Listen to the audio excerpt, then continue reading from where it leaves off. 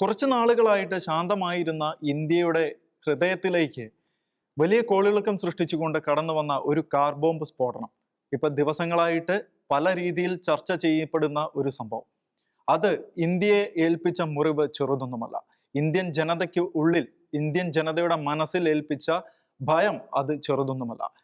ശരിക്കും നമ്മൾ ഇപ്പോൾ അറിയുന്ന വാർത്തകൾ അനുസരിച്ച് വലിയ തോതിലുള്ള ഒരു ആക്രമണമായിരുന്നു പ്ലാൻ ചെയ്തിരുന്നത് എന്നുള്ള വാർത്തകളാണ് പുറത്തു വരുന്നത്. ബങ്കറുകൾ സൃഷ്ടിച്ചും തുടർച്ചയായ ആക്രമണങ്ങൾ നടത്തുവാനായിട്ട് 33 കാറുകൾ വാങ്ങിയും അതിൽ തുടർ സ്ഫോടനങ്ങൾ നടത്തുവാൻ ആവശ്യമായിട്ടുള്ള വെടിക്കോപ്പുകൾ ശേഖരിച്ചും ഡ്രോണുകളും മിസൈലുകളും ശേഖരിച്ചും ഇന്ത്യക്കെതിരെ ഇന്ത്യയിൽ നിന്നു തന്നെ ആക്രമണം നടത്തുവാനുള്ള പ്ലാനിങ്ങുകൾ നടത്തിയതായി ഇപ്പോൾ വാർത്തകൾ പുറത്തു വരും.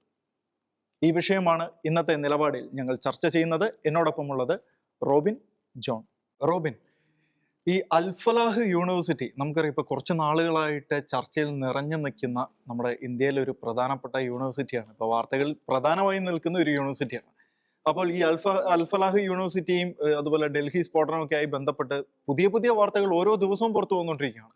അതുപോലെ ഒരു വാർത്തയാണ് ഈ അൽഫലാഹ് യൂണിവേഴ്സിറ്റിയുമായി ബന്ധപ്പെട്ടുണ്ടായിരുന്ന സ്ഥാപനങ്ങളിൽ, ആ ചുറ്റുവട്ടത്ത് തന്നെ ഉണ്ടായിരുന്ന സ്ഥാപനങ്ങളിൽ അണ്ടർഗ്രൗണ്ടുകൾ ഉണ്ടായിരുന്നുവെന്ന്, അതും വളരെ ശക്തമായ രീതിയിലുള്ള ഭിത്തികളൊക്കെ ഉള്ള, പുറത്തുനിന്നുള്ള എന്തിനേയും ചെറുക്കാൻ തയ്യാറാക്കിയ വിധത്തിലുള്ള അണ്ടർഗ്രൗണ്ടുകൾ, ബങ്കറുകളൊക്കെ ഉണ്ടായിരുന്നു എന്നുള്ളത്. കുറച്ചു നാൾ മുന്നേ വന്ന ഒരു വാർത്ത കൂടി നമുക്ക് ഇതുമായിട്ടൊന്ന് കണക്ട് ചെയ്യാം. അതായത് ഹമാസ് ചെയ്തതുപോലെ, ഹമാസ് ഒക്ടോബർ 7-ന് ഇസ്രായേലിലേക്ക് ഇരച്ചു കയറിയതുപോലെ ഒരാക്രമണം ഇവിടെയും പ്ലാൻ ചെയ്തിരുന്നു എന്നുള്ളൊരു വാർത്ത പുറത്തു വന്നിരുന്നു.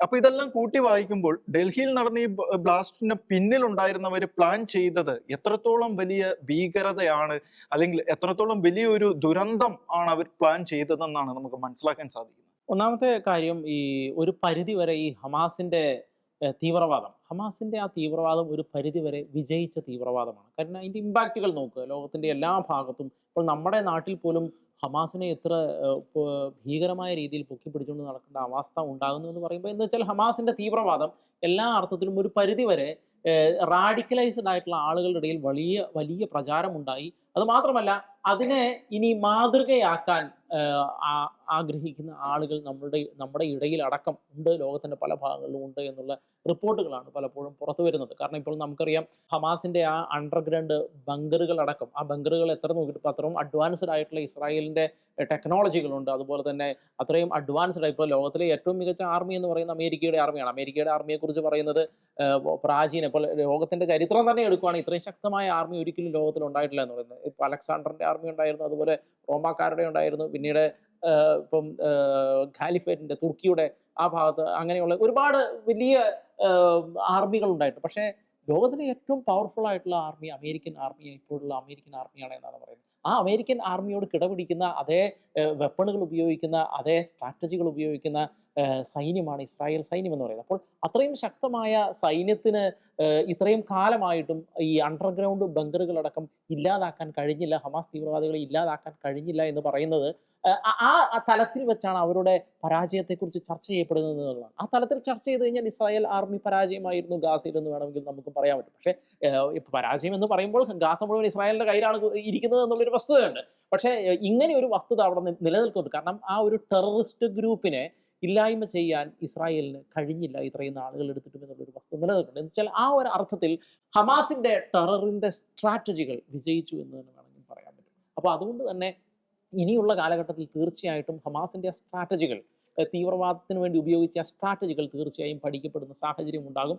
അതിന്റെ ചില ലക്ഷണങ്ങൾ ലോകത്തിന്റെ പല ഭാഗത്തും കാണുന്നു. അതുപോലെ തന്നെ അൽഫലാഹ് യൂണിവേഴ്സിറ്റിയിൽ കണ്ടെത്തിയ ബങ്കറിന്റെ അടക്കം ഇപ്പോൾ ആ രീതിയിലാണ് ഉപയോഗിക്കപ്പെടുന്നത്, ആ രീതിയിലാണ് കണക്കാക്കപ്പെടുന്നത് എന്നുള്ളൊരു വസ്തുത നിലനിൽക്കുന്നുണ്ട്. അപ്പോൾ നമുക്ക് ഹമാസിന്റെ തന്നെ ആ സ്ട്രാറ്റജികൾ ഒന്ന് വിലയിരുത്തുകയാണെങ്കിൽ, ഇപ്പോൾ ഹമാസ് ഒരു രീതിയിൽ ഗാസയിൽ യുദ്ധം നടത്തുന്ന സാഹചര്യമുണ്ട്, ഇസ്രായേൽ സേനയോട് യുദ്ധം നടത്തുന്നു. അതുപോലെ തന്നെ അണ്ടർഗ്രൗണ്ട് ബങ്കറുകൾ ഇപ്പോഴും ഇസ്രായേലിന്റെ ടെക്നോളജികളിൽ നിന്നും മറഞ്ഞിരിക്കുന്ന സാഹചര്യം ഉണ്ടാകുന്നു. അതുപോലെ അറേബ്യൻ രാജ്യങ്ങൾ സംഘടിച്ച് ഈ ഗാസയിലെ ഹമാസിന് വേണ്ടി സംസാരിക്കുന്ന സാഹചര്യം ഉണ്ടാകുന്നു. ലോകത്തിന്റെ പല ഭാഗങ്ങളിലും ഹമാസിന് വേണ്ടി പലസ്തീൻ എന്ന പേര് പറഞ്ഞ പലസ്തീൻ എന്ന പേര് പറഞ്ഞു. ഓർക്കുക, ഗാസയും വെസ്റ്റ് ബാങ്കും വ്യത്യസ്തമാണ്. വെസ്റ്റ് ബാങ്കിലെ ഔദ്യോഗികമായിട്ടുള്ള രാഷ്ട്രീയ പ്രസ്ഥാനവും അതുപോലെ തന്നെ ഈ ഹമാസിന്റെ ഇതും തമ്മിൽ വളരെ ഡിഫറൻ്റ് ആണ്.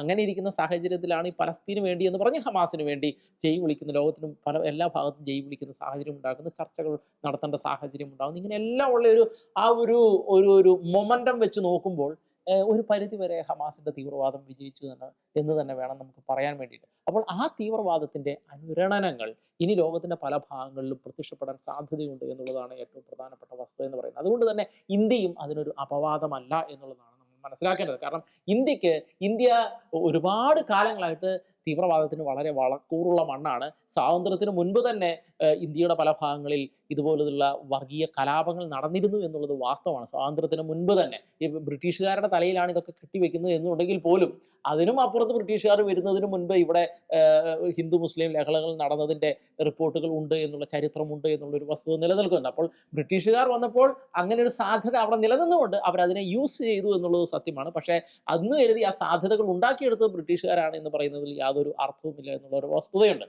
അപ്പോൾ ഇന്ത്യയിൽ അങ്ങനെയുള്ള ഒരു സാമൂഹിക ചരിത്രമുണ്ട്. കാരണം ഈ ഹിന്ദുവും മുസ്ലിമും തമ്മിലുള്ള ഒരു തമ്മിലടിയുടെ ചരിത്രം ഇന്ത്യക്ക് ഒരുപാട് വലിയൊരു ചരിത്രം, സെഞ്ചുറികളുടെ ചരിത്രം ഇന്ത്യക്കുണ്ട് എന്നുള്ളൊരു വസ്തുത നിലനിർത്തിക്കൊണ്ട് തന്നെയാണ് നമ്മൾ ഈ കാര്യങ്ങളെ കാണേണ്ടത്. എന്ന് വെച്ചാൽ നമ്മുടെ സമൂഹത്തിൽ ഇന്ത്യയിൽ തീർച്ചയായിട്ടും തീവ്രവാദത്തിന് വളരെ ആഴമുള്ള വളക്കൂറുള്ള ഒരു മണ്ണ് നിലനിൽക്കുന്നുണ്ട് എന്നുള്ളതാണ്. ഇപ്പോൾ അങ്ങനെയാണ് നമ്മൾ ഈ അൽ-ഫലാഹ് യൂണിവേഴ്സിറ്റിയിലേക്ക് വരുന്നത്.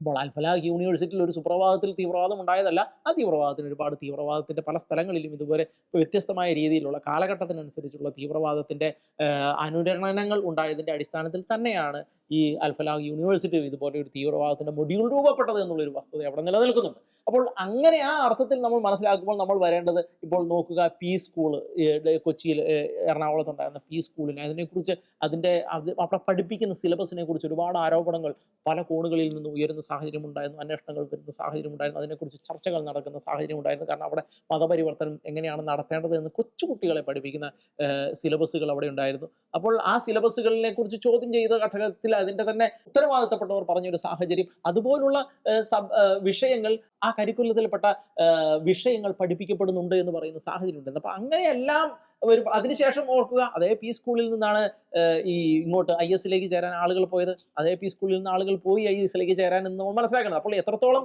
തീവ്രമായിട്ടാണ് ഇപ്പോൾ അവരാരും നമ്മുടെ കേരളത്തിൽ തീവ്രവാദം നടത്തിയില്ല, കേരളത്തിൽ പൊട്ടിത്തെറിച്ചില്ല എന്ന് പറയുമ്പോൾ പോലും ഇതുപോലുള്ള എത്രത്തോളം ആഴമായ തീവ്രവാദത്തെക്കുറിച്ച് എത്രത്തോളം ആഴമായ ഒരു അടുപ്പം ഉണ്ടായതുകൊണ്ടാണ് അവർ സിറിയയിലേക്ക് പോകാൻ തയ്യാറായത്, IS ചെയ്യാൻ തയ്യാറായത് എന്നുള്ളൊരു വസ്തുത നിൽക്കുന്നു. ഈ അടുപ്പം എങ്ങനെ ഉണ്ടായി? ഈ അടുപ്പം ഒന്ന് ചരിത്രപരമായി ഉള്ള മനസ്സിൻ്റെ ഉള്ളിൽ കിടക്കുന്ന ഒരു അടുപ്പമുണ്ട്. രണ്ട്, ഇവിടെ തീവ്രവാദം നർച്ചർ ചെയ്യാനും ഹാർബർ ചെയ്യാനുമുള്ള സാഹചര്യങ്ങൾ വളരെ കൂടുതലാണ് ഇപ്പോഴും ഇന്ത്യയിൽ ഉള്ളത് എന്നുള്ളതാണ് ഏറ്റവും പ്രധാനപ്പെട്ട മറ്റൊരു വസ്തുത എന്ന് പറയുന്നത്. കാരണം അതുപോലെ റാഡിക്കലൈസ്ഡ് ഉള്ള ആളുകൾ നമ്മുടെ സമൂഹത്തിൽ നിലനിൽക്കുന്ന സാഹചര്യം ഉണ്ടാകുന്നുണ്ട്. അവർക്ക് സംഘടിക്കുവാനുള്ള പല പ്ലാറ്റ്ഫോമുകൾ ഉണ്ടാകുന്ന സാഹചര്യമുണ്ട്. അങ്ങനെയെല്ലാം ഉള്ള ആളുകൾ പല സ്കൂളുകളും കോളേജുകളും നടത്തുമ്പോൾ ഇപ്പോൾ നമ്മൾ പറയും പല സ്കൂൾ, ഇപ്പം നമ്മൾ മലപ്പുറത്ത് തന്നെ ഇപ്പോൾ SDPIയുടെ അതും അല്ലെങ്കിൽ PFIയുടെ നേതൃത്വത്തിൽ നടത്തിയ പല ഇൻസ്റ്റിറ്റ്യൂഷനുകളെ കുറിച്ച് നമ്മൾ മുൻകാലങ്ങളിൽ ചർച്ച ചെയ്യുകയുണ്ടായി. അവിടെയെല്ലാം നടന്നുകൊണ്ടിരുന്നത് ഇതുപോലെ തീവ്രവാദത്തെ ഊട്ടി ഉറപ്പിച്ച് എടുക്കുവാനുള്ള, ആളുകളിലേക്ക് തീവ്രവാദം സ്പ്രെഡ് ചെയ്യാനുള്ള കാര്യങ്ങളായിരുന്നു നടന്നിരുന്നത് എന്നുള്ളത് പല കോണുകളിൽ നിന്നും അതിന്റെ കൃത്യമായ റിപ്പോർട്ടുകൾ വന്നതാണ്. NIA അടക്കമുള്ള കേന്ദ്രങ്ങളിൽ നിന്ന് റിപ്പോർട്ടുകൾ വന്നതാണ്, അന്വേഷണ സംഘങ്ങളിൽ നിന്ന് അതുപോലത്തുള്ള റിപ്പോർട്ടുകൾ വന്നതാണ്. അപ്പോൾ ഇതിന്റെ എല്ലാ അടിസ്ഥാനത്തിൽ നമ്മൾ മനസ്സിലാക്കേണ്ടത്, തീർച്ചയായിട്ടും കാലാകാലങ്ങളിൽ തീവ്രവാദത്തിന് വന്ന മാറ്റങ്ങളെല്ലാം ഉൾക്കൊണ്ട് പ്രവർത്തിക്കുന്ന ഒരു തീവ്രവാദത്തിന്റെ ശൃംഖല നമ്മുടെ ഇന്ത്യ മഹാരാജ്യത്തുണ്ട്, അത് കേരളത്തിലുണ്ട്. അപ്പോൾ അതുകൊണ്ട് തന്നെ ഹമാസിന്റെ വിജയിച്ച പല സ്ട്രാറ്റജികളും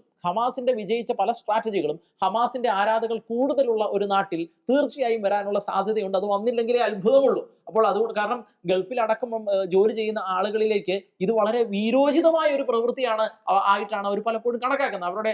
പലപ്പോഴും അവരുടെ പ്രതികരണങ്ങളിൽ നിന്ന് നമുക്ക് അതാണ് മനസ്സിലാക്കാൻ കഴിയുന്നത്. അവർ മാധ്യമങ്ങളിലൂടെ അവരാൽ സ്വാധീനിക്കപ്പെടുന്ന മാധ്യമങ്ങളിലൂടെ ഹമാസിനെ കുറിച്ച് ഒരിക്കലും എതിർത്ത് പറയുന്ന സാഹചര്യമില്ല. അവരെ പോരാളികളായിട്ട് വിശേഷിപ്പിക്കുന്ന സാഹചര്യമാണ്. അവരെ നമ്മുടെ സമൂഹങ്ങളിലെ പല ജാഥകളിലും ഉയർത്തിക്കൊണ്ട് നടക്കുന്ന സാഹചര്യമാണുള്ളത്. നമ്മുടെ കൊച്ചു കുട്ടികൾ പഠിക്കുന്ന സ്കൂളുകളിൽ അവരെ ഉയർത്തിപ്പിടിക്കുന്ന സാഹചര്യമുണ്ട്. അപ്പൊ അങ്ങനെയുള്ള സാഹചര്യങ്ങളെല്ലാം നിലനിൽക്കുന്ന ഒരു സമൂഹത്തിൽ തീർച്ചയായിട്ടും ഹമാസിന്റെ തീവ്രവാദം, ഹമാസ് ഏത് തരത്തിലുള്ള തീവ്രവാദമാണ് കാണിച്ച് ഏത് സ്ട്രാറ്റജിയാണ് അതിന് ഉപയോഗിച്ച് അതേ സ്ട്രാറ്റജികൾ ഇന്നല്ലെങ്കിൽ നാളെ നമ്മുടെ സമൂഹത്തിന് ഉപയോഗിക്കപ്പെടാനുള്ള സാധ്യതകൾ നിലനിൽക്കുന്നുണ്ട് എന്ന് മാത്രമാണ് നമുക്ക് പറഞ്ഞു വെക്കാൻ കഴിയുക. ശരിക്കും ഇപ്പൊ ഈ പാക് അധീന കാശ്മീരില് ഈ ഹമാസിന്റെ ആൾക്കാർ വന്നു അവിടുത്തെ തീവ്രവാദ സംഘടനകളൊക്കെ ആയിട്ട് ഒരു ചർച്ച നടത്തുകയും അതുപോലെ ഇന്ത്യക്കെതിരെ ആക്രമിക്കുവാനുള്ള ഒരു ആഹ്വാനം നടത്തുന്ന ഒരു വാർത്തയൊക്കെ നമ്മൾ ഈ അടുത്ത് കേട്ടിരുന്നു.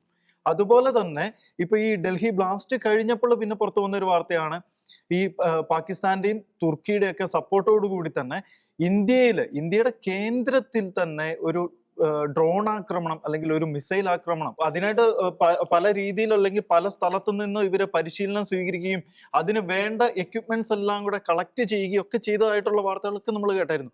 അതായത് വലിയ തോതിലുള്ള ഒരു ഡ്രോൺ ആക്രമണം, ഒന്നും രണ്ടും അല്ല, വലിയ തോതിലുള്ള ഒരു ഡ്രോൺ ആക്രമണവും മിസൈൽ ആക്രമണവും ഒക്കെ നടത്താൻ വേണ്ടിയിട്ടാണ് ഇന്ത്യക്കുള്ളിൽ തന്നെ നിന്ന് ഇന്ത്യക്കെതിരെ പ്ലാൻ ചെയ്തതെന്ന് ആലോചിക്കണം.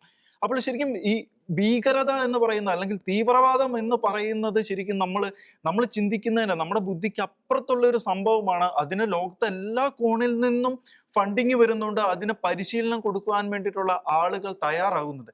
ശരിക്കും ഇത് ലോകത്തിന് നമ്മളൊരു പ്രോഗ്രാം കാണുമ്പോൾ അല്ലെങ്കിൽ ഒരു ന്യൂസ് കാണുമ്പോൾ നമ്മൾ അത് വായിക്കുന്നു, അതിനെക്കുറിച്ച് നമ്മളൊന്ന് സംസാരിക്കുന്നു, അതവിടെ കഴിയുന്നു. പക്ഷേ ഈ തീവ്രവാദം എന്ന് പറയുന്നത് നമ്മുടെ ഒപ്പം നടക്കുന്നവർക്കും ഈ തീവ്രവാദ മനോഭാവം ഉണ്ടാവുക എന്ന് പറയുന്നത് ലോകത്തിന് എത്രത്തോളം ഭീഷണിയാണ് എന്ന് നമ്മൾ ഇപ്പോഴും ശരിക്കും ചിന്തിക്കുന്നില്ല. അതിനെതിരെ ശരിക്കും നമ്മളൊരു നിലപാട് നമ്മുടെ കൂട്ടത്തിലുള്ള നേതാക്കന്മാരായിക്കോട്ടെ അല്ലെങ്കിൽ നമ്മുടെ രാഷ്ട്രീയ പാർട്ടികളായിക്കോട്ടെ മാധ്യമങ്ങളായിക്കോട്ടെ അതിനെതിരെ ശബ്ദിക്കാൻ തയ്യാറാകുന്നില്ല എന്നത് ശരിക്കൊരു ഭീഷണി തന്നെ അല്ലേ ജോൺ? അതെ, തെറ്റിനെ മൂടി വയ്ക്കുക എന്നുള്ളത് ചരിത്രത്തിൽ എക്കാലത്തും കാണുന്ന ഒരു പ്രവണതയാണ്. അത് ഏത് ചരിത്രം പണ്ട് കാലം മുതലുള്ള ആദ്യം മുതലേ ഉള്ളൊരു ചരിത്രം നോക്കി കഴിഞ്ഞാൽ നമുക്ക് മനസ്സിലാക്കാൻ പറ്റും. എവിടെയൊക്കെ തെറ്റുണ്ടോ അതിലൊക്കെ ആളുകളെ വിമർശിക്കുവാനും തെറ്റിനെ രഹസ്യമാക്കി വെക്കുവാനും നന്മയെ തമസ്കരിക്കുവാനുള്ള ഒരു പ്രവണത ആദ്യം മുതലേ ഉള്ള മനുഷ്യനുള്ള ഒരു പ്രവണതയാണ്. ഞാൻ കുറച്ച് ബിബ്ലിക്കലായിട്ട് പറയുകയാണെങ്കിൽ ബൈബിളിലും അതുപോലെ വിശുദ്ധ അഗസ്തീനോസ് ആണ് കുറച്ചും കൂടി എടുത്ത് പറഞ്ഞിരിക്കുന്നത്. അതായത് മനുഷ്യന്റെ അന്തരംഗം പണ്ട് മുതലേ തിന്മയിലേക്ക് ചാഞ്ഞിരിക്കുന്നു എന്നാണ് അഗസ്തീനോസ് രേഖപ്പെടുത്തിയിരിക്കുന്നത്. അപ്പോൾ ഇത് മനുഷ്യന്റെ സാർവത്രികമായിട്ട് സകല മനുഷ്യരിലുള്ള ഒരു മനോഭാവമാണ്. നന്മ ചെയ്യാൻ മനുഷ്യന് ബുദ്ധിമുട്ടാണ്, അതേസമയം തിന്മ ചെയ്യാൻ വളരെ എളുപ്പമാണ്. ഒരു ഉദാഹരണം പറയുകയാണെങ്കിൽ നമുക്കൊരു കയറ്റം കയറാൻ നമുക്കൊരു ആയാസം വേണം, അതാണ് ഒരു നന്മ പ്രവൃത്തി ചെയ്യാനുള്ള ഒരു ബുദ്ധിമുട്ട്. അതേസമയം നമുക്ക് തിന്മ ചെയ്യാന്ന് വെച്ചാൽ കയറ്റം ഇറങ്ങുക, വേറെ ന്യൂട്രലിട്ട് പോവുക അല്ലെങ്കിൽ ചവിട്ടാതിരുന്നാലും നമുക്ക് സുഖമായിട്ട് വളരെ എളുപ്പത്തിൽ വളരെ പോകാൻ പറ്റും. അപ്പോൾ ഇതാണ് നന്മയും തിന്മയും തമ്മിലുള്ള വ്യത്യാസം. അപ്പോൾ ഇതിന്റെ ഒരു അനുരണനങ്ങൾ അല്ലെങ്കിൽ അതിപ്രസരങ്ങൾ നമുക്ക് ഈ ചരിത്രത്തിലുടനീളം കാണാൻ സാധിക്കും. പല നൂറ്റാണ്ടുകളിലും ഓരോ നൂറ്റാണ്ടുകളിലായിട്ട് ഓരോ തത്വങ്ങളായിട്ട് ഓരോ വാദങ്ങളായിട്ട് റാഷണലിസം അത് നന്മയ്ക്ക് നയിച്ചുവെങ്കിലും അതിൻ്റെ പിന്നാമ്പുറക്കത്ത് കുറേ ആൾക്കാർ നിരീശ്വരവാദികളായിട്ട് മാറിയിട്ടുണ്ട്. അതുപോലെ തന്നെ പല ഈ സംഘടന നവോത്ഥാന പ്രസ്ഥാനങ്ങൾ അത് നന്മയിലേക്ക് നയിച്ചെങ്കിലും പിന്നെ അത് വളരെ തിന്മയ്ക്കായിട്ട് മാറിയ റിഫോർമേഷൻ പ്രസ്ഥാനങ്ങൾ, അങ്ങനെ കുറേ പ്രസ്ഥാനങ്ങൾ ഇങ്ങനെ നമ്മുടെ കാലഘട്ടത്തിൽ നമുക്ക് നോക്കാൻ പറ്റും. അപ്പോൾ അതുപോലെ ഇന്നത്തെ കാലഘട്ടത്തിൽ ഞാൻ ഒരു നിലപാട് സൂചിപ്പിക്കുന്ന പോലെ കാലഘട്ടത്തിൽ ഒരു യൂൾഷായ ഒരു പല കാര്യങ്ങളും ഒരു പ്രധാനപ്പെട്ട ഒരു കാര്യമാണ് ഈ ടെററിസം, ഭീകരവാദം.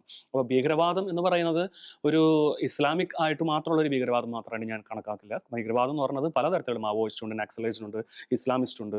അപ്പോൾ പല ഭീകരവാദികളും നമ്മുടെ നാട്ടിൽ കാണാൻ പറ്റും. നമ്മുടെ നാട്ടിൽ എന്ന് പറഞ്ഞാൽ കേരളത്തിൽ മാത്രമല്ല ലോകം മുഴുവനും കാണാൻ പറ്റും. അപ്പോൾ എന്തുകൊണ്ടാണ് ഈ ഭീകരവാദത്തെ എപ്പോഴും ആളുകൾ പുകമറയിടുന്നത് അല്ലെങ്കിൽ മറച്ചു വെക്കുന്നത് എന്നുള്ളത് വലിയൊരു ക്വസ്റ്റ്യൻ ആണ്. അത് നേരത്തെ ഞാൻ പറഞ്ഞത് മനുഷ്യൻ്റെ അന്തരംഗം തിന്മയിലേക്ക് ചാഞ്ഞിരിക്കുന്നു. എന്തുകൊണ്ടാണ് മനുഷ്യന് തിന്മ പ്രവർത്തിക്കാൻ വളരെ എളുപ്പമാണ്. അപ്പോൾ ഫോർ എക്സാമ്പിൾ ഒരാളെന്നോട് എതിർത്ത് പറയുക അല്ലെങ്കിൽ മുഖത്ത് തുപ്പുക അല്ലെങ്കിൽ അടിക്കുകയാണെങ്കിൽ തീർച്ചയായിട്ടും എനിക്ക് കയ്യൂക്കുണ്ടെങ്കിൽ അയാളെ ഒരു പക്ഷേ പൂർണ്ണമായിട്ട് നശിപ്പിക്കാനുള്ള ഒരു പവർ എനിക്കുണ്ട് എന്ന് വെച്ചാൽ തീർച്ചയായും അയാളെ ഞാൻ ചെയ്യും. അതേസമയം അയാൾ ചെയ്തതിനോട് ഓക്കെ ഞാൻ ഇതിനോട് ക്ഷമിച്ചിരിക്കുന്നു എന്ന് പറയാൻ, ക്രിസ്തു പറഞ്ഞ പോലെ ക്ഷമിച്ചിരിക്കുന്നു എന്ന് പറയാനുള്ള ഒരു മനോഭാവം എല്ലാ മനുഷ്യർക്കും ഉണ്ടാവണമെന്നില്ല. അത് ചെയ്യാൻ വളരെ ബുദ്ധിമുട്ടാണ് താനും. ഇതാണ് വ്യത്യാസം. അപ്പോൾ എന്തുകൊണ്ടാണ് മാധ്യമങ്ങൾ അത് മറച്ചു വയ്ക്കണം എന്ന് പറഞ്ഞ കാര്യം, മാധ്യമങ്ങൾക്ക് പ്രത്യേകിച്ച് ഇവരിൽ നിന്ന് തീർച്ചയായിട്ടും എന്തെങ്കിലും ഫണ്ട് കിട്ടിയിട്ടുണ്ടാകാം. അല്ലെങ്കിൽ ഒരു ഉദാഹരണം പറയുകയാണെങ്കിൽ പല യൂറോപ്യൻ രാജ്യങ്ങളുടെ അവസ്ഥ നമ്മൾ നോക്കുകയാണെങ്കിൽ അവിടെ ലെഫ്റ്റിസ്റ്റുകൾ ഭരണം ഏറ്റെടുത്തോടു കൂടിയാണ് ആ രാജ്യത്തിൻ്റെ നാശം ആരംഭിച്ചു തുടങ്ങിയിരുന്നത്. പ്രത്യേകിച്ച് ഫ്രാൻസ് അങ്ങനെയുള്ള പല രാജ്യങ്ങളും ഉൾപ്പെടെ ഞാൻ പറയുകയാണ്, ബ്രിട്ടൻ ഉൾപ്പെടെ അവരുടെ നാശം ആ രാജ്യത്ത് കൂടുതൽ കലഹങ്ങളും ഈ പറയുന്ന ബുദ്ധിമുട്ടുകളും കൊലപാതകങ്ങളും റേപ്പുകളും ഒരു രാജ്യത്ത് കൂടുതലും വരാൻ കാരണം ഈ പറയുന്ന ലെഫ്റ്റിസ്റ്റുകൾ ഭരണം ഏറ്റെടുത്തതാണ്. അപ്പോൾ ലെഫ്റ്റിസ്റ്റുകളുടെ ആശയം എന്തായിരുന്നു? ലിബറലിസം ആണ്. അവരുടെ ആശയം എന്താണ്? സെക്യുലറിസം പിടിച്ചു വയ്ക്കുകയായിരുന്നു. ഡെമോക്രാറ്റ്സിൽ അങ്ങനെയുള്ള ചിന്തകളൊക്കെയാണ്. ഞാൻ തെറ്റു പറയുന്നില്ല, ലിബറലിസം ആവശ്യമാണ്, അതേസമയം സെക്യുലറിസം ആവശ്യമാണ്. പക്ഷേ ഒരു പരിധി വിട്ട് അത് കടന്നു പോകുമ്പോഴാണ് അവിടെ പ്രശ്നം ഉണ്ടാകുന്നത്. ഒരു പരിധി വിട്ട് അവിടെ കടന്നു പോകുന്ന LGBTQ എന്നൊരു ആശയങ്ങൾ അവിടെ കയറി വരുന്നത്. അതുകൊണ്ടാണ് പറഞ്ഞത് ഒരു പറഞ്ഞുണ്ടല്ലോ, വെർച്യു സ്റ്റാൻഡ്സ് ഇൻ മിഡിൽ എന്ന് പറയും.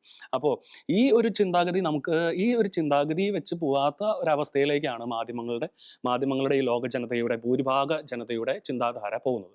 അതിലൊന്നാമത്തെ കാരണം എന്ന് വെച്ചാൽ മാധ്യമങ്ങൾ ഞാൻ ഒരു നിലപാടിൽ മുമ്പ് പറഞ്ഞിരിക്കുന്ന പോലെ മാധ്യമങ്ങളാണ് ഈ പറയുന്ന ലോകത്തിൽ നടക്കുന്ന സംഭവങ്ങൾ യഥാർത്ഥ വ്യക്തതയോടെ തുറന്നു കാണിക്കുന്നത്. പക്ഷേ ഇവർ തന്നെ ഈ പറയുന്ന വ്യക്തതയോടെ കാണിക്കേണ്ട കാര്യങ്ങൾ അതിൽ മായം കലർത്തിയിട്ട് BBC-യുടെ വാർത്ത നമ്മൾ കേട്ടിരുന്നു, ട്രംപിന്റെ സ്പീച്ച് എഡിറ്റ് ചെയ്യുന്നു പറഞ്ഞൊരു വാർത്ത നമ്മൾ കേട്ടിരുന്നു. അതുപോലെ തന്നെ ഈ പറയുന്ന ഹമാസ് അതുപോലെ ഗാസയെ കുറിച്ചുള്ള കുറച്ച് വാർത്തകൾ തെറ്റായി ഫേക്കായിട്ട് കൊടുത്തിരുന്ന വാർത്തകൾ BBC-ക്ക് എന്തൊക്കെയോ $1 million, അതുപോലെ അവരുടെ ചീഫ് CEO ഉൾപ്പെടെയുള്ള ആൾക്കാരൊക്കെ രാജിവെച്ച് പോയ വാർത്തകൾ കഴിഞ്ഞ മുമ്പത്തെ ആഴ്ചക്ക് ചർച്ചയായിട്ട് വാർത്തകളായിരുന്നു.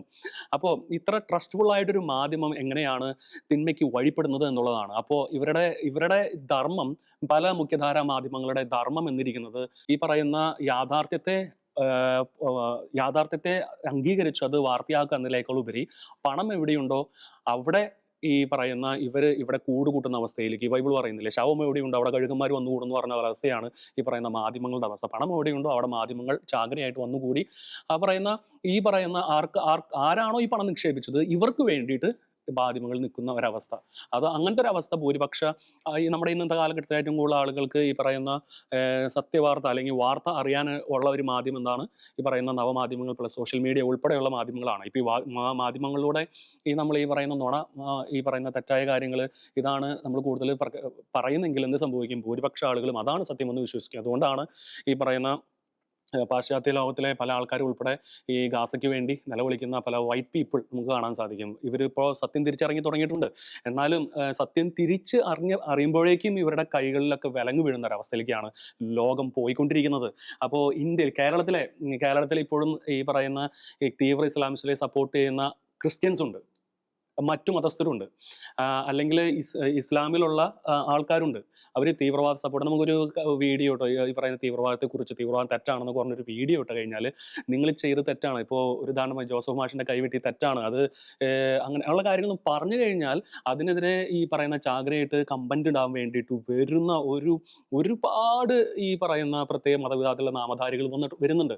അപ്പോൾ എന്തിനു വേണ്ടിയിട്ടാണ് നിൽക്കുന്നതെന്നാണ് അവിടെ വരുന്നത്. അവർ നിൽക്കുന്നത് തീവ്രവാദത്തിന് വേണ്ടിയിട്ടാണ്. അപ്പോൾ എന്ത് സംഭവിക്കും? ഇവരെ കൂടി സപ്പോർട്ട് ചെയ്യുന്ന ഇവരുടെ കാശ് വാങ്ങിച്ച് ജീവിക്കുന്ന മാധ്യമങ്ങളും അല്ലെങ്കിൽ അതുപോലെയുള്ള നമ്മുടെ ഇടയിലുള്ള മതസ്ഥരും ഉൾപ്പെടെ എങ്ങനെ ജീവിച്ചു വരുമ്പോൾ എന്ത് സംഭവിക്കുന്നു വെച്ച് കഴിഞ്ഞാൽ നമ്മുടെ കൈകളിൽ വിലങ്ങ് വീഴാനോ അല്ലെങ്കിൽ നമ്മുടെ തന്നെ ഭവനം അല്ലെങ്കിൽ വീടുകൾ, നമ്മുടെ തന്നെ ആൾക്കാർ നശിച്ചു പോകാനുള്ള ഒരവസ്ഥയ്ക്ക് അത് കാരണമാകും. ഒരു ഉദാഹരണം പറയുകയാണെങ്കിൽ പല രാജ്യങ്ങളുടെ നേതാക്കന്മാർ ടൈറൻസ് ആയിട്ട് മാറുന്ന ഒരവസ്ഥ, രാജ്യദ്രോഹികളായിട്ട് മാറുന്ന എന്ന് പറഞ്ഞാൽ ജനങ്ങൾ അറിയുന്നില്ല. ജനങ്ങളുടെ ഇടയിൽ കണ്ണിൽ പൊടിയിട്ട് പൂച്ചി ഇങ്ങനെ ഈ പറയുന്ന ലെഫ്റ്റിസ്റ്റ് ആശയങ്ങളൊക്കെ നടത്തും. പക്ഷേ എന്ത് സംഭവിക്കും? ഇവർ ശരിക്കും ജനങ്ങളെ ദ്രോഹിക്കുകയാണ് ചെയ്യുന്നത്. ജനങ്ങളെ, അതായത് ഒരു ഉദാഹരണം പറയുകയാണെങ്കിൽ, ഞാൻ ഒരു രാജ്യത്തിൻ്റെ നേതാവാണെങ്കിൽ, ഒരു പ്രധാനമന്ത്രിയോ അല്ലെങ്കിൽ ആണെങ്കിൽ തീർച്ചയായിട്ടും അവിടെ ഓരോ ജനങ്ങളുടെയും വിലയ്ക്ക് ഉത്തരം പറയേണ്ടത് ഞാനാണ്. അപ്പോൾ എന്ത് സംഭവിക്കുന്നത്? ലിബറലിസ്റ്റ് ആയിട്ടുള്ള ലെഫ്റ്റിസ്റ്റ് ആയിട്ടുള്ള ഒരു ഭരണാധികാരി കയറി ഇവിടെയുള്ള ജനങ്ങൾക്ക് സുരക്ഷ നൽകേണ്ട പകരം വേറെ ഏതോ രാജ്യങ്ങൾക്ക് അഭയാർത്ഥികളായി വന്ന ആൾക്കാർക്ക് കൂടുതൽ മുൻഗണന നൽകുകയും അവരുടെ തീവ്ര ചിന്തകൾക്കും അല്ലെങ്കിൽ അവരുടെ സ്വാതന്ത്ര്യത്തിന് വേണ്ടി കൂടുതൽ കോപ്പൂട്ടിങ്ങും ചെയ്യുകയാണെങ്കിൽ ഞാൻ ചെയ്യുന്നത് രാജ്യദ്രോഹമാണ്. കാരണം അങ്ങനെ വന്നിട്ടാണ് ഈ പറയുന്ന ബ്രിട്ടനിലും പല രാജ്യങ്ങളിലൊക്കെ കാണുന്ന ഈ ഗ്രൂമിങ് ഗ്യാങ്ങുകൾ 16, 17, 18 വയസ്സായ ഈ പറയുന്ന സ്ത്രീകളൊക്കെ, അതിനേക്കാളും പ്രായം കുറഞ്ഞ സ്ത്രീകളെയും കുഞ്ഞുങ്ങളെയൊക്കെ റേപ്പ് ചെയ്യുന്ന കേസുകളൊക്കെ വരുന്നത്. എന്നിട്ടും എന്താ ഭരണകൂടം അവിടെ മിണ്ടാത്തത്? ഓക്കെ, ഇനി നമ്മുടെ രാജ്യത്തിൽ വന്ന ഒരുപക്ഷെ ഞാൻ ഈ പറയുന്ന ഈ ചർച്ചയിൽ ഞാൻ പ്രധാനമന്ത്രി നരേന്ദ്രമോദിയെ അഭിനന്ദിക്കുകയാണ്. കാരണം ഒരുപക്ഷെ പ്രധാനമന്ത്രി നരേന്ദ്രമോദി ആയതുകൊണ്ടായിരിക്കും ഒരുപക്ഷെ നമ്മുടെ ഈ ഇന്ത്യയിൽ ഈ പറയുന്ന ഈ തീവ്രവാദത്വം വളരെ ഒരുപക്ഷെ പിടിച്ചു നിർത്താനെങ്കിലും കുറേ സാധിക്കുന്നത് ഞാൻ വിശ്വസിക്കുന്നു. അപ്പോൾ അതിന് നല്ല ഭരണാധികാരികൾ ആവശ്യമാണ്. അപ്പോൾ നല്ല ഭരണാധികാരികളുണ്ട്, രാജ്യത്തിൻ്റെ നന്മ ആഗ്രഹിക്കുന്ന നല്ല ഭരണാധികാരികളുണ്ട്. അതേസമയം ഈ രാജ്യത്തിന് തിന്മ കൊണ്ടുവരുന്ന ഭരണാധികാരികളുണ്ട്. ഇതിൽ മീഡിയയുടെ പങ്കും വളരെ വലുതാണ്.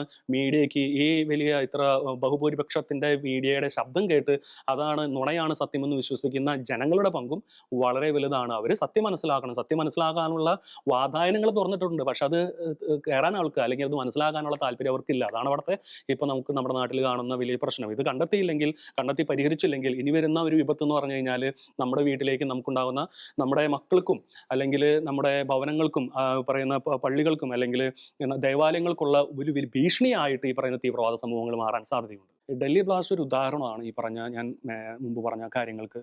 ഈ പറയുന്ന തീവ്രവാദം എത്രത്തോളം കൂടി പിടിച്ചിട്ടുണ്ട്, അത് ഇങ്ങനെ പുറത്തേക്ക് വരുന്നത് ഇങ്ങനെ ഓരോ ബ്ലാസ്റ്റിലൂടെയാണ്. അപ്പോൾ ബ്ലാസ്റ്റിലൂടെയാണെന്ന് പറഞ്ഞാൽ അറിയാം, മാധ്യമങ്ങൾ പുറത്തുവിട്ട വാർത്ത, അതായത് ചാന്ദി ചൗക്കാൻ മാർക്കറ്റിലേക്കാണ് ഈ പറയുന്ന സ്ഫോടവസ്തുക്കൾ കൊണ്ടുപോയി കടത്തി അവിടെ ബോംബ് ബ്ലാസ്റ്റ് നടത്താൻ കാരണം കൊണ്ടുപോയത്. അപ്പോൾ ഇതിനേക്കാളും മാരകമായി എന്തൊക്കെ കൊണ്ടുപോകണം. അപ്പോൾ 32 കാറുകളോ ഉണ്ടായിരുന്നു അവർക്ക് ടോട്ടൽ പർച്ചേസ് ചെയ്തിരുന്നു അവർക്ക് ഈ പല സ്ഥലങ്ങളായി ബോംബ് പൊട്ടിക്കാൻ. അപ്പോൾ അകാരണത്തിൽ ആ സമയത്ത് ഈ പറയുന്ന ഡൽഹി ഈ റെഡ് ഫോർട്ടിന് അവിടെ ആ ബോംബ് ബ്ലാസ്റ്റ് ഒരു പക്ഷേ സംഭവിച്ചത് ഈ മറ്റു വലിയ സ്ഫോടനങ്ങൾ ഇന്ത്യയിൽ പല സ്ഥലത്തും അവർ കോപ്പ് കൂട്ടിയിരുന്ന സ്ഫോടനങ്ങൾ ഇല്ലാതാക്കുവാൻ സഹായിച്ചു. അത് മാത്രമല്ല, ഇതിൻ്റെ തലപ്പത്തിരിക്കുന്നവരുടെ മാത്രം, അതുപോലെ തന്നെ കേരളത്തിൽ അല്ലെങ്കിൽ ഇത് പറയുന്ന തുർക്കിയിലുള്ള ഒരു ഉക്കാസ എന്ന് പേരുള്ള ആൾക്ക് തുർക്കി എന്നുള്ളൊരു ബന്ധത്തിന്റെ പേരിൽ ഉക്കാസ എന്ന ഒരാളെ കർണാടകയിൽ നിന്ന് പിടികൂടി എന്നുള്ള വാർത്ത, കർണാടകയായിട്ടുള്ളൊരു വ്യക്തിയായിട്ടുള്ളൊരു പറയാ ഒരു ബന്ധം കണ്ടെത്തി എന്ന് പറഞ്ഞൊരു വാർത്തയൊക്കെ ഉണ്ടായിരുന്നു. അപ്പോൾ ഇനി കേരളത്തിൽ എത്ര പേരുണ്ടെന്ന് നമുക്ക് അറിഞ്ഞുകൂടാ, കേരളത്തിലേക്ക് വരുമ്പോൾ നമുക്ക് വാർത്ത കേൾക്കാൻ പറ്റും. അപ്പോൾ ഈ ബ്ലാസ്റ്റ് അനേകരുടെ കണ്ണ് തുറപ്പിച്ചിട്ടുണ്ട്. അപ്പോൾ ഇത്ര നാൾ ഹമാസിന് വേണ്ടി ജയ് വിളിച്ച സാധാരണക്കാരായ മനുഷ്യർക്ക് ഒരു പക്ഷെ ഒരു പരിധി വരെയെങ്കിലും ഇത് തീവ്രവാദമാണ് പലരുടെയും മനസ്സിലിരിക്കുന്നുള്ള ഒരു ബോധ്യം കിട്ടിയിട്ടുണ്ട്. ആ ബോധ്യം കിട്ടുന്നത് നല്ലതാണ്. പക്ഷേ ഇനിയും ഇത് ഒരു മൗനമായിട്ട് ഇരിക്കുകയാണെങ്കിൽ ഈ പറയുന്ന അവസ്ഥകൾ സംഭവിക്കും. അൽഫലാഗ് ഒരു എക്സാമ്പിളാണ്. അൽഫലാഗിന്റെ അവിടെ ഈ പറയുന്ന വലിയ കനത്തിലുള്ള ബങ്കറുകളൊക്കെ നിർമ്മിച്ചു എന്ന് പറയുന്നത്, അത് സ്ഫോടക വസ്തുക്കൾ സൂക്ഷിക്കാൻ വേണ്ടിയിട്ടുള്ള ഒരു ബങ്കറുകൾ നിർമ്മിച്ചു എന്ന് പറയുന്നു. ഈ പറയുന്ന ആഗോള തീവ്രവാദികളുടെ ഒരു സ്വഭാവം അനുസരിച്ച് നമുക്കറിയാം, മറ്റു ആഗോള തീവ്രവാദികളുടെ തീവ്രവാദി എന്ന് പറഞ്ഞാൽ എക്സ്ട്രീം ഇസ്ലാമിസ്റ്റ് ചിന്താഗതിക്കാരുടെ, അത് മാത്രമല്ല അവരുടെ ഭീകരവാദികളുടെ സ്വഭാവം അനുസരിച്ച് ഇവർക്കൊക്കെ ഒരേ യൂണീക്ക്നെസ് ആണ്. യൂണീക്ക്നെസ് എന്ന് പറഞ്ഞു കഴിഞ്ഞാൽ ഇവര് ആദ്യം എങ്ങനെയാണ് മറഞ്ഞിരുന്നിട്ട്, മുമ്പ് നമ്മൾ പല നിലപാടുകളിലും അല്ലെങ്കിൽ പല ചർച്ചയിലും പറഞ്ഞു, മറഞ്ഞിരുന്നിട്ട് എങ്ങനെയാണ് മറ്റുള്ളവരുടെ ദേഹത്തേക്ക് നിറയൊഴിച്ച് അവരെ നശിപ്പിക്കുക, എന്നിട്ട് ആ രാജ്യം വീണ്ടെടുക്കുക എന്നുള്ളൊരു ചിന്താഗതിയാണ് അവരുടെ ഒരു മനസ്സിലിരിപ്പ്.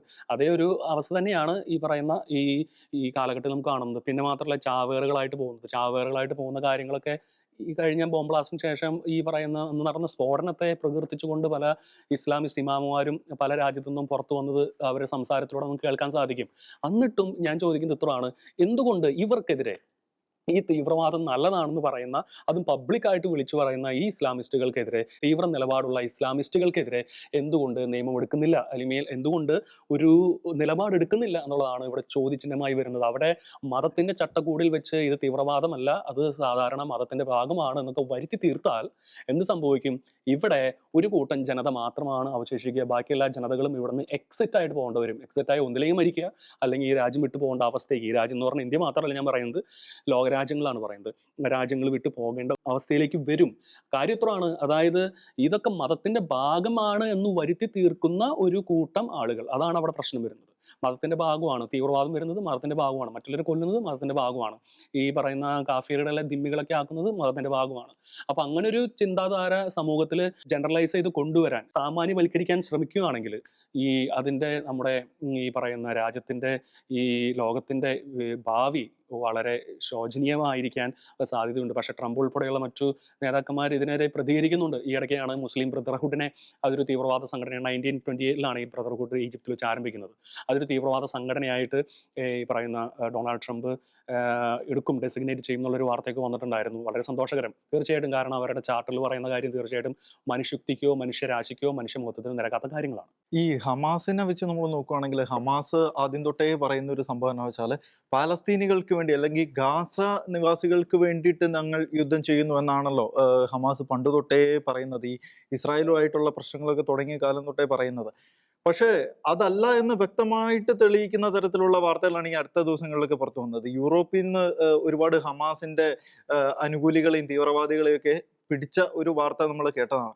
അതുമായിട്ട് ബന്ധപ്പെട്ട് നടന്ന അന്വേഷണങ്ങളിൽ യൂറോപ്പിൽ തന്നെ പല രാജ്യങ്ങളിൽ നിന്നും പല സ്ഥലങ്ങളിൽ നിന്നും വലിയ തോതിലുള്ള ആയുധ ശേഖരങ്ങൾ കണ്ടെത്തിയിരുന്നു. അതും കണക്ട് ചെയ്ത് നോക്കുമ്പോഴാണ് നമുക്ക് മനസ്സിലാവുന്നത്, ഞാൻ ആദ്യം പറഞ്ഞതുപോലെ ഈ പാക് അധീന കാശ്മീരിലെ ഹമാസിന്റെ ആൾക്കാർ വന്നത്. അപ്പൊ ശരിക്കും ഈ പാലസ്തീനികൾക്ക് വേണ്ടിയിട്ട് അല്ലെങ്കിൽ ഗാസയ്ക്ക് വേണ്ടിയിട്ട് ശബ്ദമുയർത്തുന്ന ആൾക്കാരാണ് എങ്കിൽ ഇവർ ഈ ലോകം മുഴുവനും പ്രശ്നമുണ്ടാക്കാൻ വേണ്ടിയിട്ട് ഇറങ്ങി പുറപ്പെടേണ്ട ആവശ്യമില്ല. അപ്പോൾ ഈ തീവ്രവാദം എന്ന് പറയുന്നത് തന്നെയാണ് അവരുടെ ആശയം. തീവ്രവാദം അത് എവിടെയാണെങ്കിലും, ഏത് നാട്ടിലാണെങ്കിലും, ഏത് മനുഷ്യരായാലും ശരി, അത് ലോകത്തിന് ഭീഷണി തന്നെയാണ് എന്ന കാര്യത്തിൽ സംശയമൊന്നുമില്ല. അതേ ഐഡിയ തന്നെയാണ് അവരിവിടെയും പ്രയോഗിക്കാൻ നോക്കിയത്. ഇനി നമുക്കറിയത്തില്ല, ഇനി എവിടെയൊക്കെ എന്തൊക്കെ സംഭവിക്കാൻ കിടപ്പുണ്ടെന്ന് നമുക്കറിയത്തില്ല. എന്തായാലും അതിൽ നിന്നൊക്കെ നമ്മുടെ നാടിനെയും നമ്മുടെ നാട്ടിലെ പൗരന്മാരെയും രക്ഷിക്കാൻ നമ്മുടെ നേതൃത്വത്തിനാവട്ടെ എന്ന് നമുക്ക് പ്രത്യാശിക്കാം. തീവ്രവാദം എന്നത് ലോകത്ത് എവിടെ നടന്നാലും ശരി, ആര് നടത്തിയാലും ശരി, അത് ലോക സമാധാനത്തിനും ഭീഷണിയാണ് എന്ന കാര്യത്തിൽ സംശയമില്ല. എത്രത്തോളം ശാന്തമായി ഇരിക്കാൻ ശ്രമിച്ചാലും അതിന് സമ്മതിക്കില്ല എന്ന് പറഞ്ഞ് വീണ്ടും അവിടെയും ഇവിടെയുമായിട്ട് പ്രശ്നങ്ങൾ ഉണ്ടാക്കുന്ന തീവ്രവാദ കൂട്ടങ്ങളെ നിലയ്ക്ക് നിർത്തുവാൻ തയ്യാറാകുന്നില്ല എങ്കിൽ, അല്ലെങ്കിൽ അടിച്ചമർത്തുവാൻ തയ്യാറാകുന്നില്ല എങ്കിൽ, വീണ്ടും ഇത്തരം പ്രശ്നങ്ങൾ സമാധാനം ആഗ്രഹിക്കുന്ന ജനതയ്ക്കിടയിൽ സംഭവിക്കുമെന്ന കാര്യത്തിൽ സംശയമില്ല. ഈ നിലപാട് അറിയിച്ചുകൊണ്ട് ഇന്നത്തെ നിലപാട് ഇവിടെ അവസാനിക്കുകയാണ്. ഇനി അടുത്ത ദിവസം.